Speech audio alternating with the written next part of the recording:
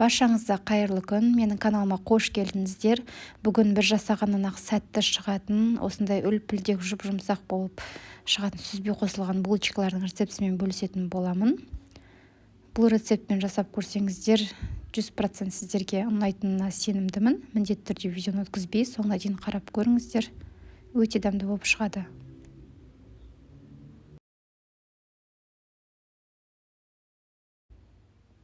Ал енді булочкаларымызды жасауға кірісейік. Ыдысымызға жылы сүтімізді құйып аламыз. Оның үстіне 1 шай қасық ашытқымыз балғын свежий болған дұрыс. Оның үстіне 2-3 ас қасық қант және де 1 ас қасық бал салсаңыз болады, бірақ бұл міндетті емес. Бал салмай-ақ қантпен ақ жасай берсеңіздер де болады.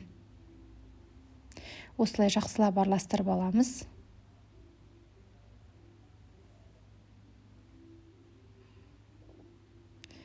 Қанты, балы ерігенше осылай араластырамыз. Оның үстіне 4 ас қасық сұйық майымызды құямыз.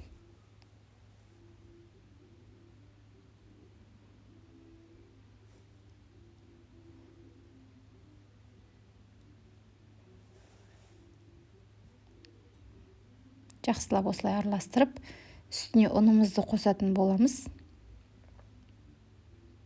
Бізде жұп-жұмсақ қамыр елену керек. Сәл қолға жабысып тұрғаны дұрыс. Қатты болып кетсе, біздің булочкаларымызда қатты болып шығады. Сол үшін ұнды қосқанда көп қосып жібермей, жай-жайлап осылай қосып отырып илейтін боламыз. 400-450 граммдай ұн кетеді. Сәл қолға жабысып тұратын бізде тесто пайда болады. Сондай қылып жасауымыз керек. Сол үшін ұнның бәрін қосып жібермей, осылай бір-бірден жай-жайлап қосатын боламыз.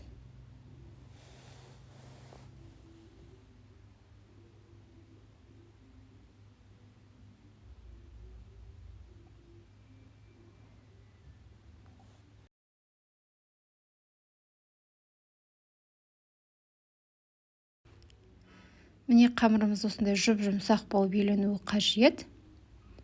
Сәл қолға жабысып тұрса да ештеңе етпейді. Ыдысымыздың астына сәл майымызды құйып, бетін жауып жылы жерге 1 сағат көлемінде көтерілгенше қалдырамыз. Енді булочкаларымыздың арасына салатын салмасын дайындаймыз. 300 грамм творогқа осылай 3-4 қасық ас қасық қантты саламыз.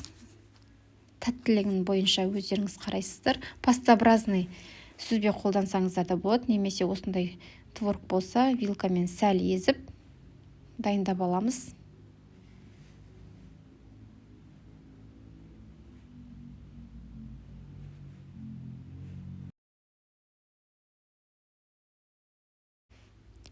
Міне сүзбеміз осындай қылып езіп алдық. Енді арасына жаққанға дайын. Сіздер мейіз болса мейіз қосып жүрсеңіздер де болады, немесе қоспай қоюға да болады. Қамырымыз осылай болып көтерілді. Енді осыны столға қойып, 4 бұрышты етіп жайып алатын боламыз оқтайдың көмегімен.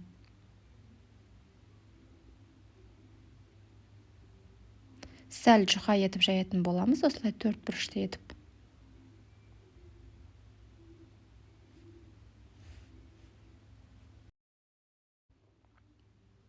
Арасына жаққанға бөлме температурасында тұрған сары майымызды осылай арасына жағып аламыз. Бірінші сүзбені салмай тұрып.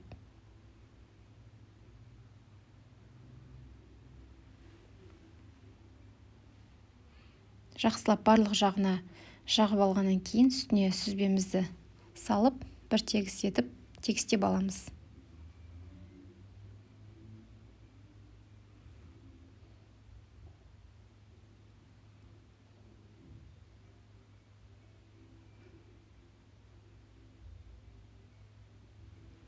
Осылай жан-жағын бәріне жеткізіп, тегістеп алатын боламыз.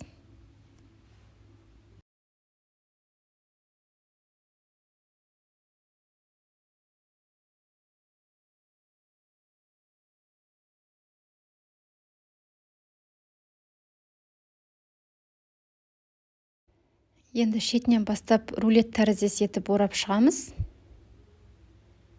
булочкаларымызды. Орап алғаннан кейін осындай шеттерін жақсылап жабыстырып аламыз, ашылып кетпеу үшін.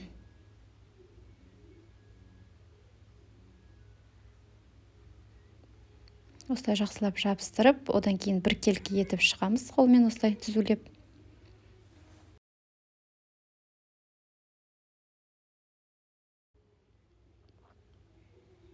Одан кейін мен 12 бөлікке бөлдім. Сіздер сәл үлкен немесе сәл кішкентай етіп кесіп алсаңыздар да болады. Өткір пышақтың көмегімен осылай кесіп алатын боламыз. Астыңғы жағын сәл ұнға аунатып, пісіретін противенімізге қоямыз. Пышақтарыңыз өткір болмаса, сіздер жіппен де кессеңіздер болады. Қазір көрсететін боламын. Осылай жіпті алып, бөліп алсаңыздар да болады.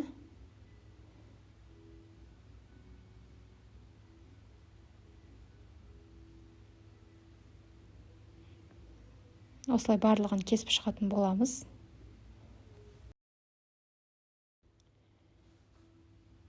Енді булочкаларымыздың бетін жауып, 15-20 минутқа сәл көтерілгенше қалдырамыз. Бір жұмыртқаның сарысына 1 шай қасық сүт қосып, 15-20 минут өткеннен кейін жағатын боламыз.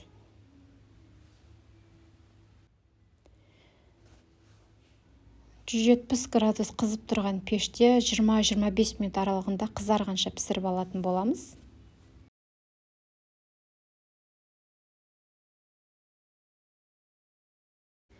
Міне булочкаларымыз осындай өте дәмді болып шығады. Міндетті түрде өздеріңіздің балаларыңызға, отбасыларыңызға жасап беріп қуантыңыздар.